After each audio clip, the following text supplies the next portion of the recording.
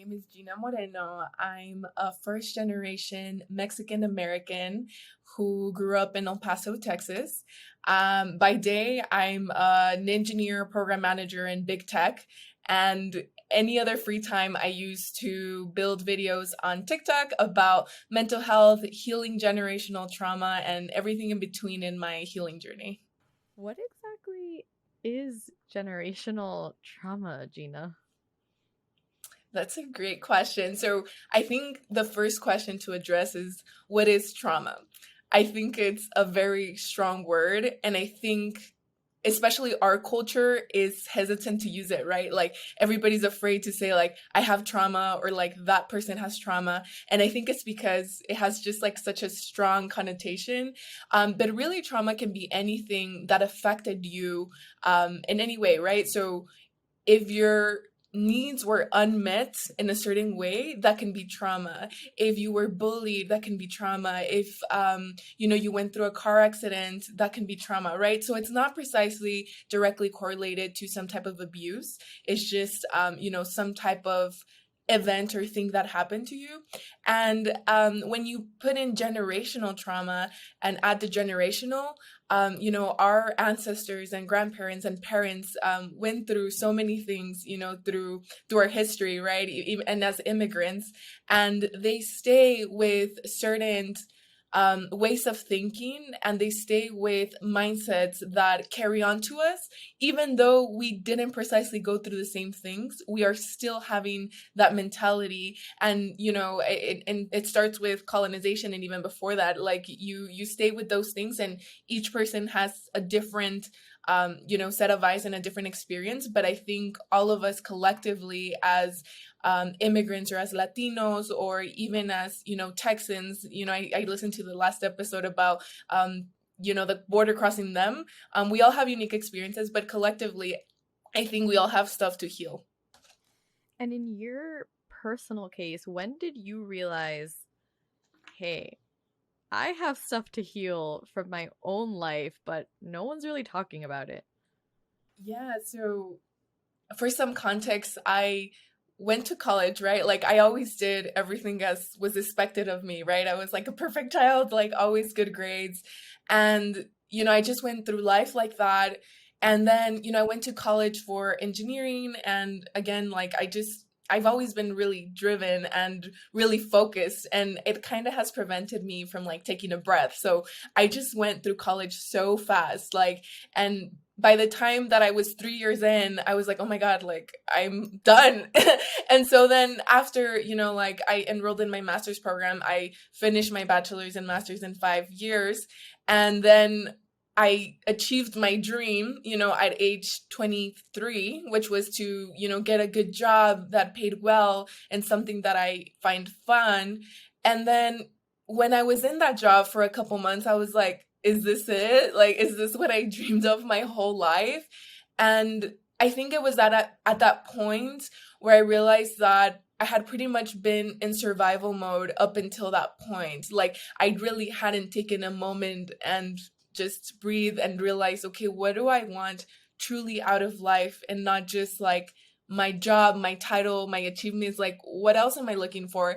And that's when I like had a crisis, and I started looking back and understanding my own beliefs and where they came from, and realizing all these things that were very limiting to me, just beliefs that didn't align with me anymore. And so it was like in the search of, okay, if these are not my beliefs, then what can I do to form my new beliefs? And so it was a process of like understanding that there were parts of me I needed to heal.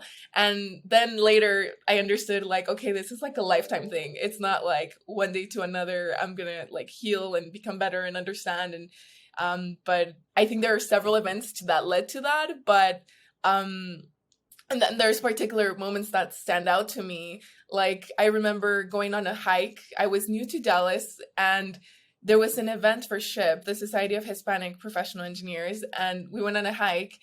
And I remember that the instructor or the leader for us, it was supposed to be this deep spiritual experience for us. And he asked us, what makes you happy? And what do you look forward to in every day? And at that point, I'm 23, I've given a TED Talk, I have my dream job, and I'm like, I don't know. I don't know what makes me happy. I don't know like what I look forward to. And so that sent me into a spiral of things, that I later, got a life coach, I went to therapy, and I've been in this journey ever since. Thank you for so generously sharing a bit more, Gina, about how you grew up and your own journey to taking care of your own mental health. I could definitely relate to a lot of what you were saying, especially that need to achieve all of the time because it feels like there's not enough time or like there's not enough resources or not enough for all of us. I think we can all relate to feeling like las migas son lo que sobra for us in our community here. So Yeah, yeah. I'm seeing a bit of myself in your own experience, and I'm sure so many of the folks who are listening will also be able to relate. Yeah, and I think it's also related to the scarcity mentality. If you grew up low income or having to be scared maybe because of the status of your parents or your own status, you develop just like a scarcity mindset as to like, oh, like, but there's not enough, but I can't spend my money, or it just translates in so many areas of your life, and it's learning to reparent yourself and like be patient and compassionate and say this world is so abundant, there's so much to do and see, and having that patience. Yeah, totally. It's hard to see though, Gina. I know that you in your videos you talk a lot about yes, that scarcity mindset, and you also talk a lot about the pressures of being a first generation American and being the eldest sibling in a family of immigrants. Can you tell us more about that specific pressure and what strains it puts on our community's mental health? And for you in particular, how have you experienced that role in your life?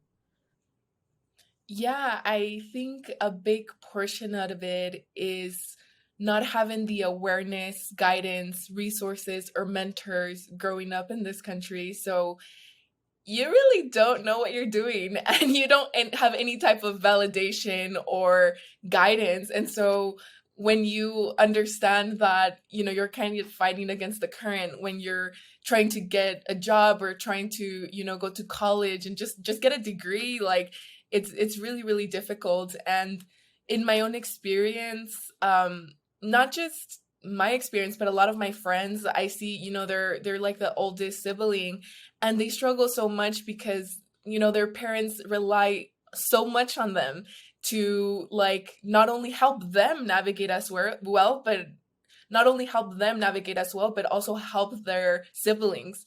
And since you're the first one to do many things, you're expected to bring it back to your community, and you're trying to build your own legacy or your own, net worth, your own money, your own story, your own life, and at the same time trying to bring your siblings, your family, your gente with you. And I think it's like you're doing double, right? Like you're trying to, okay, like I cannot let my own goals and dreams die because that would be abandoning myself. But at the same time, I cannot leave my parents or my family behind. And I think there's a lot of guilt when you feel like you can't do enough. There's only so much you can do, and sometimes you look at them and say like, like I'm so privileged now, like what can I do? And sometimes you can't, right? Sometimes it's just out of your hands, and that's where like the pressures come in as to like, okay, well, what can I keep doing? But I think I've mentioned like it's really a privilege. Like it's really hard and there's a lot of burden in you, but it's also a privilege. Like you get to experience for the first time something that nobody in your family has experienced, getting close to finding meaning, fulfillment, and self-actualization is just something that, it's beautiful. So Yeah, it's definitely beautiful when you can see the other side, Jada, and that's a lot of what I know you're dedicated to doing. I am curious though to know if there's any specific examples of that work that you had to do as an elder sibling to help your family out to navigate this country in ways that your parents couldn't, or even with your parents. Do you remember times where you had to be the one to help them get through that you would have wished to have someone helping you instead?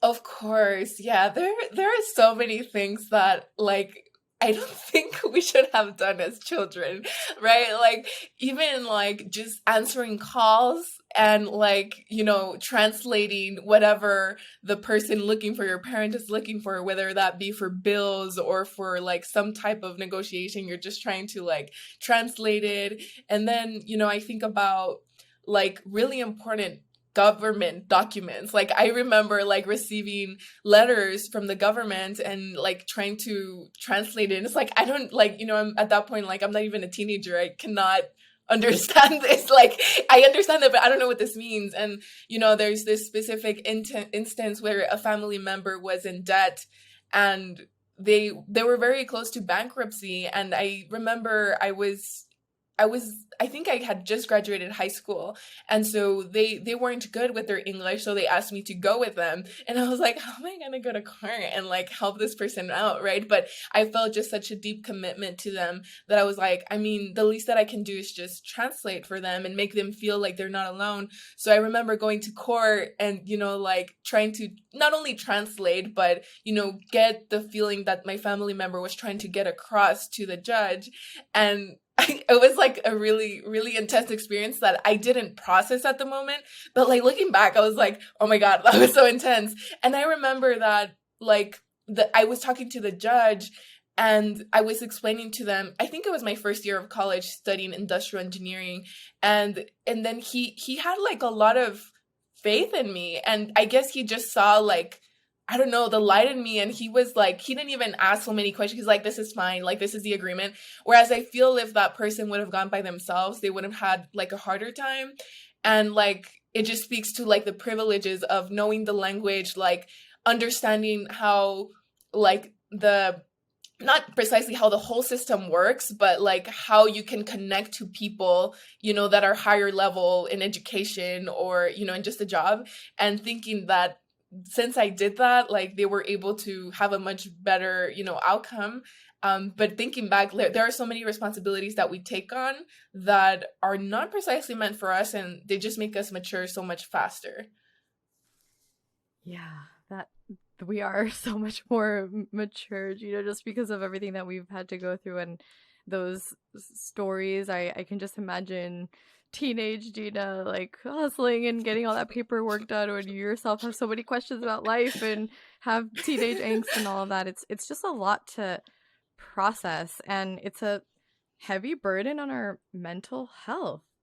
And when we sit back and reflect, it's hard to be a Latino in this country because of so many of the examples that you've shared, and yet so few people within our community. I think it's only 16% of Latinos, according to a 2019 study that Pew did, that only 16% of us actually seek out mental health. And experts even think that that's much lower than the amount of people who not only need it, but who would take advantage of it if it weren't for the barriers that we have from accessing it. So I'm curious to hear your perspective on why do you think seeking mental health help is still a stigma within the Latino community, and what barriers are there for us to access the help that we so desperately need?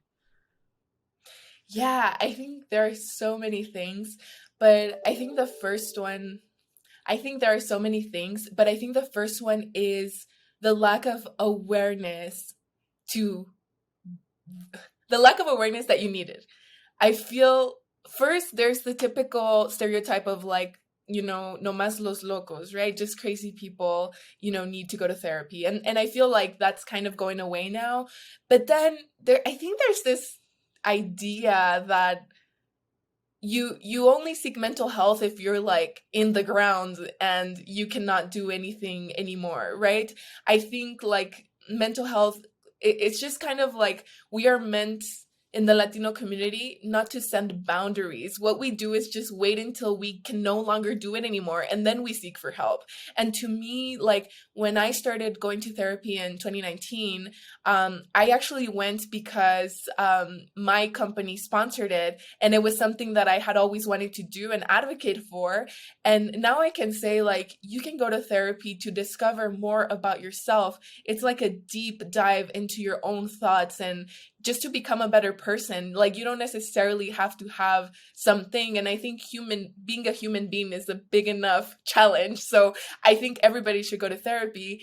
But I think the first one is lack of awareness that you needed, the lack of resources in terms of understanding where you can seek help. So therapy is usually expensive. And I think as soon as you come across the fact that it's expensive, you're like, okay, I give up. Whereas, like, if you truly understood the impact that it can have in your life, then maybe you would seek to look for programs or look for different ways to pay it.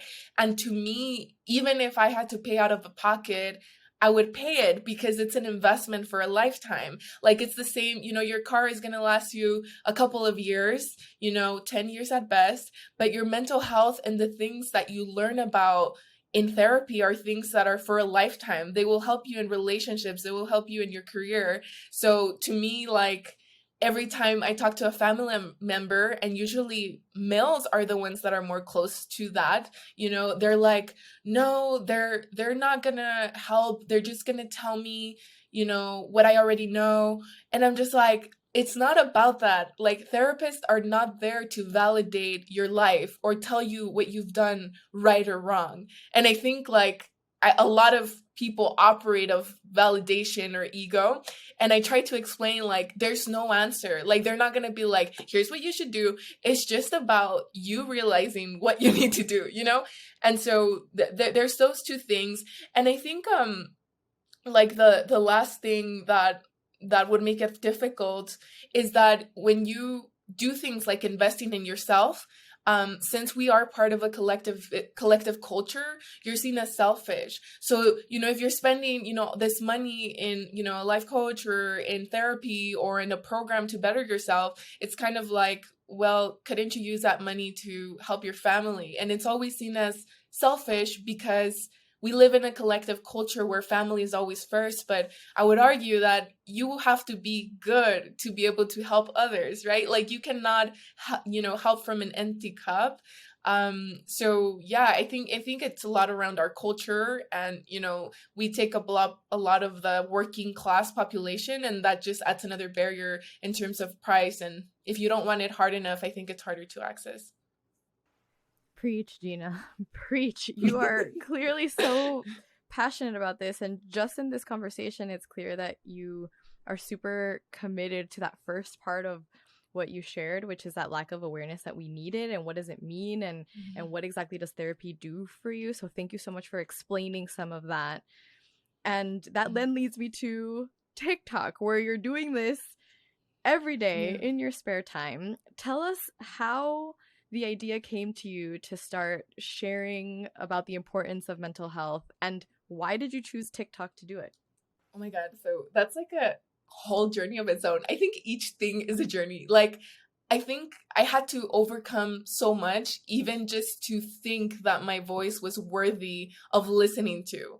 Like, I remember even before graduating college, like, I wanted to start a motivation blog, but I was like, who am I? I'm just like a 20-year-old, like, who's driven, but like, what am I going to tell other people? Right. And I think it comes from the limiting belief that, only older people's opinion should be respected, right? Like, you cannot challenge older people. So for me, it was like, no, like, yo qué voy a decir? Like, what am I gonna say? So then, like, for years, I have like this little bug, like, I want to like share my voice somehow.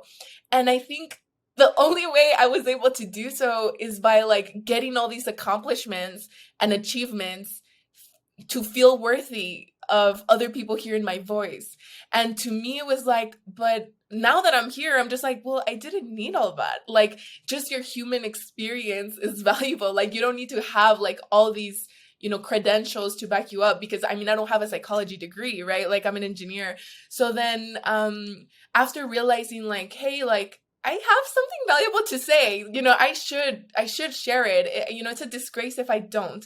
And so I started seeing it like that, like, people need to listen to this, like, it would greatly benefit their life. So first I started sharing more about my experience being a woman in STEM, science, technology, engineering, and math, and more about my career, because I feel like that's more tangible. Like, I could easily tell people, here's how you do well in interviews, here's how you get a job.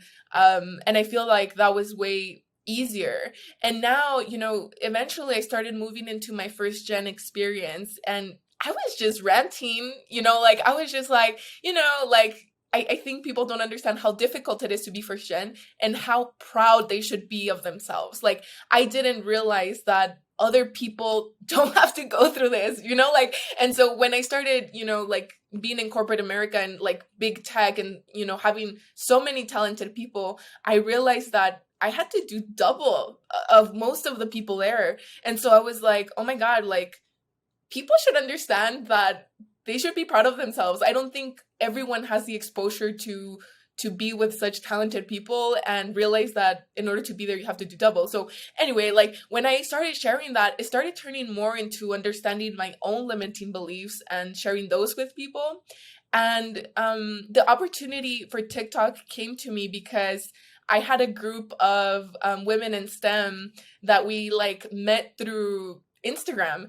And so like when COVID started, we like became friends, like just a group on the internet, because we were all just isolated. And so then one of the girls was like, hey, are you interested, in posting content for TikTok? And, it's a paid opportunity. And then I was like, no, like, I mean, they're looking for educational creators. Like, first of all, I'm not a creator. I am not creative, and I don't want to talk about engineering like at all. And so then I was like, no. But then she insisted, and I read that one of the categories was personal development, and I was like, okay, like, I can do that, that's my chance. And so like the program was like through a TikTok partnership. And so I started doing it, and I was like, oh my God, this is actually like really cool. And like I think I'm still in the journey of like being open to share a lot, and being vulnerable. Like, I definitely feel like I still hold back in a lot of things. But it's really rewarding. I've connected with so many amazing people. I've gotten opportunities like this. I'm going to be in the Pulso podcast, and, just other opportunities to speak that I never thought I would get. That's amazing, Gina. Well, we're proud of you, and I just want to give you a clap for all Thank that you've you. accomplished, not even knowing that you were going to get to this point with the really amazing content that has me nodding every time I watch it and sharing, yep, she's right, that's it. That's it. What she said. I want to ask, what is some of the content that has resonated the most? If you can share which videos you're like, oh, this one, like, people just love it, and also some of the feedback that you've gotten from people who are watching your stuff. Yeah, I think the messages that do the best are the ones that are very intense. Like, I remember one of my first viral videos, I was basically saying that you will attract the same person with a different face and name until you heal your trauma. And so that was such an impactful statement to me that I wanted to share it. And I was really close to 1 million views. And I think that was the first time that I, really went mega viral.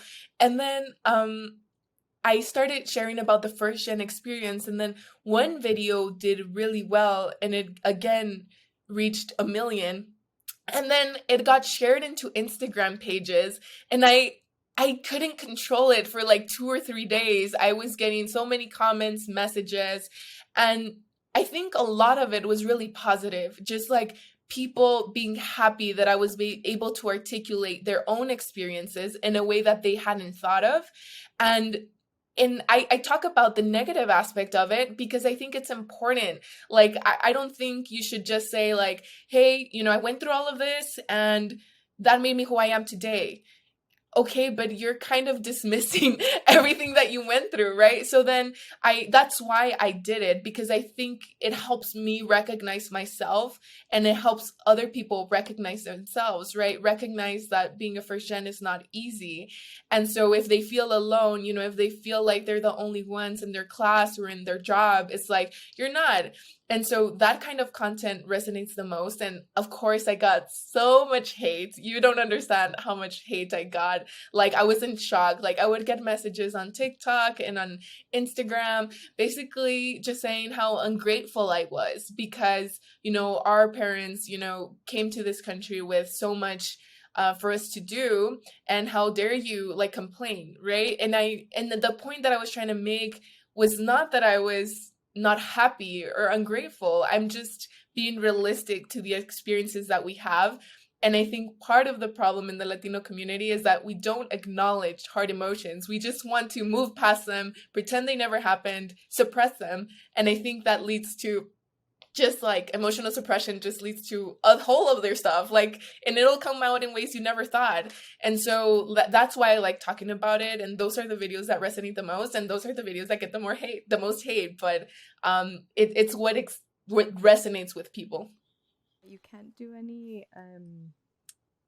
anything that's gonna have impact, Gina, that's not gonna ruffle feathers and cause a reaction. So it's not surprising to me that the ones that you're getting the most people saying hell yeah are the same ones where you're getting people saying oh hell no. So that's just so interesting to hear, and I am so grateful that you're doing this because we need more stories like yours and experiences of first gen experiences like you share. But I think that that perspective of the eldest sibling Mhm. or the eldest child is an especially hard place to be, because thanks to that role your brothers or sisters, little cousins are also going to have a leg up because you're both helping them and helping your parents. It really is such an important role that you play in sharing about this, and that all of those first children of immigrant parents listening play as well. Yeah, yeah, and it has been a huge growing experience for me as well. I think at some point before creating content, I realized that I really cared for people to like me. And this has been an experience that has really helped me challenge that and say, like, I'm going to share my voice no matter how uncomfortable you get. And no matter how triggered you feel, it's my experience. And just because you don't get it doesn't mean it is invalid. Just want to give some snaps to that.